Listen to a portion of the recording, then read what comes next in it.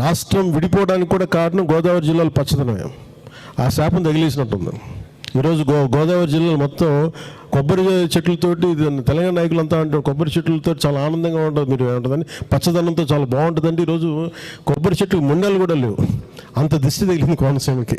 దీనికి తగిలినంత దృష్టి నరుడి దృష్టికి నలరాయన పగిలిపోతుంటారు. అలాంటిది కోనసీమ పచ్చదనం ఎంతమంది కళ్ళలో పడి వాళ్ళందరూ దృష్టి తగిలి ఈరోజు మొండేలతో కొబ్బరి చెట్లు ఉన్నాయంటే దీనికి ఇంకా మనం కరెక్ట్ చేసుకోవాల్సిన అవసరం ఉంది, దీన్ని సరిదిద్దుకోవాల్సిన అవసరం ఉంది.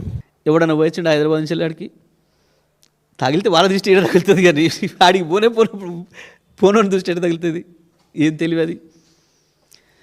ఇక అటువంటి వాళ్ళు ముఖ్యమంత్రులు ఉప ముఖ్యమంత్రులు అవుతారు. ఏం చెప్తాం మరి మనం? మాట్లాడేటప్పుడు ఓ నాలుక కంట్రోల్ లేకుండా, బుర్రకు పని పెట్టకుండా, రోజు వస్తే వచ్చిపోయేటోళ్ళు వందలాది వేల మంది అక్కడి నుంచి వాళ్ళు హైదరాబాద్ను చూసేది వాళ్ళు. ఏమంటాం మనం? నరదృష్టి పడింది అని అంటాం చాలా విషయాలలో.